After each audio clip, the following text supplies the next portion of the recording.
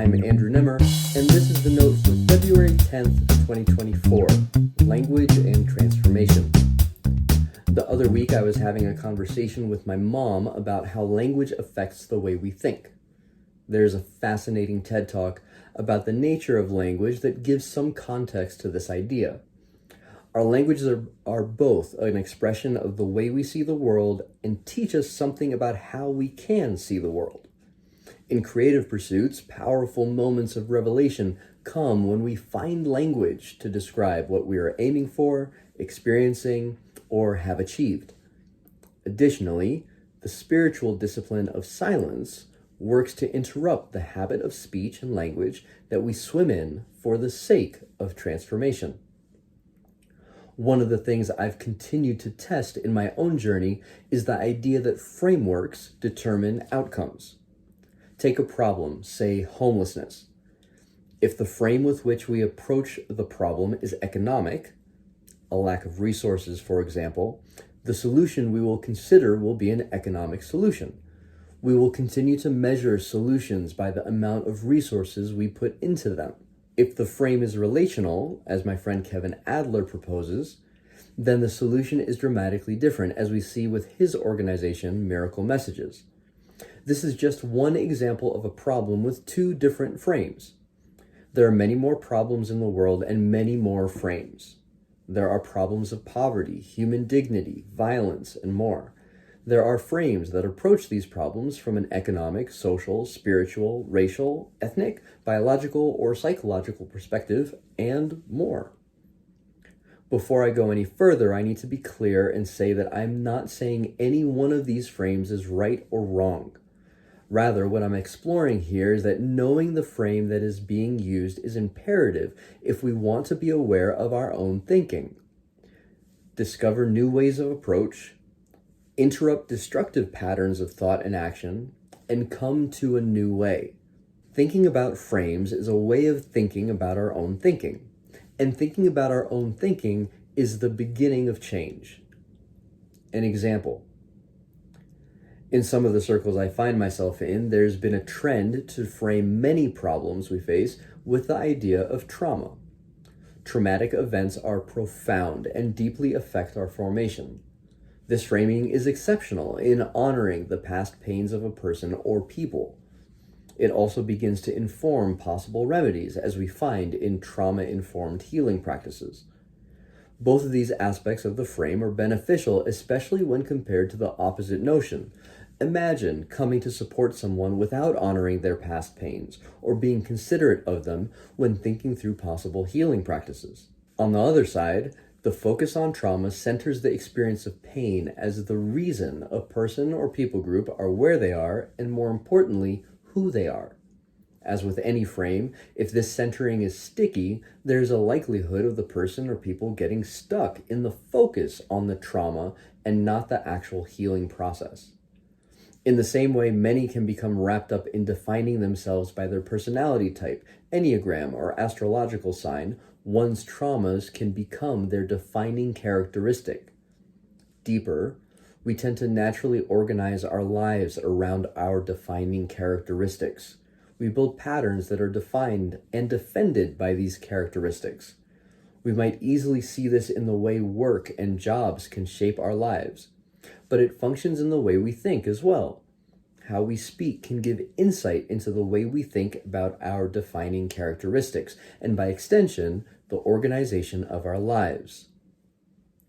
I once offered the exercise of Dallas Willard's 4 Great Questions of Life to a coaching client to experiment with. The first question, the answer to which frames the rest, is, what is real?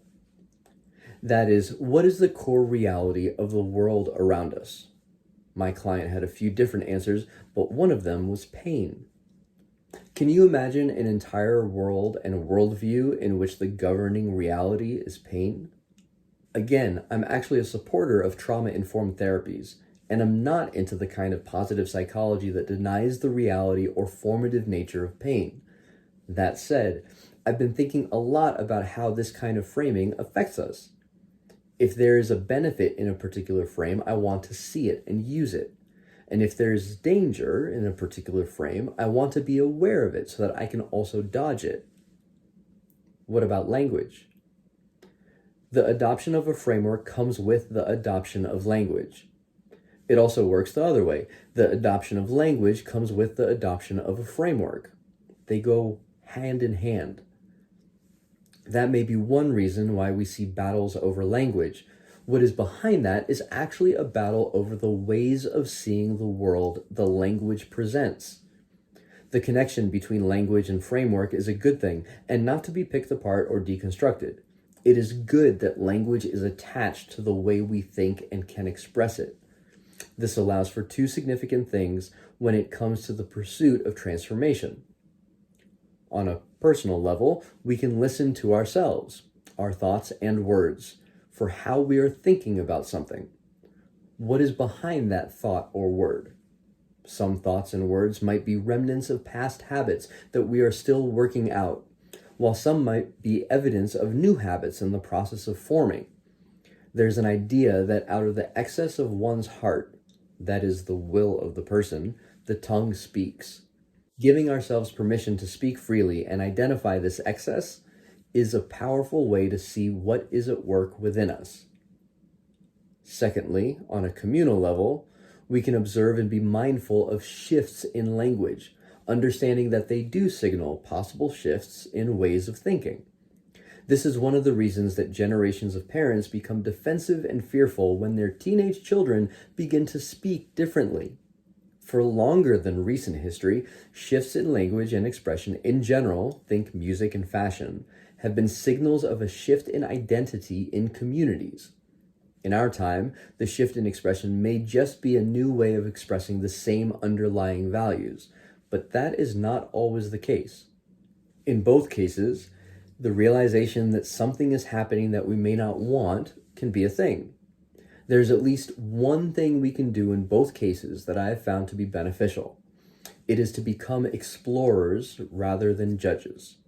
Instead of being reactive to language that is coming out of ourselves or our community, however dramatic or simple, leading with correction first, a spirit of curiosity offers a different way. If we lead with curiosity, we will find ourselves in unknown territory. That's kind of the point. We will find ourselves closer to ourselves or our community than we ever have been before as we ask, what might be behind that? The simple act of asking can bring people together. The willingness to listen to those speaking, even if it is us, is a gift. Closing the loop. There's one more thing to mention to close the loop on our example framework from earlier.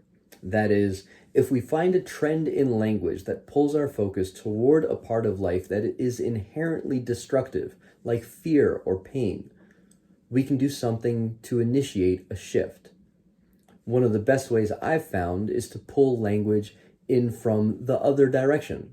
For example, if I have plenty of language around how trauma works, maybe I need to work on my language for how love works too.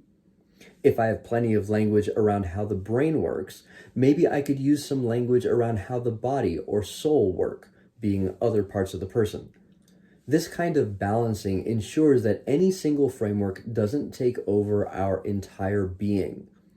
That is, unless it is the frame that you want to use to organize your entire life. At that point, we should be testing those ideas thoroughly. Our lives are worth the time and effort it takes to work out how we think and the language we use.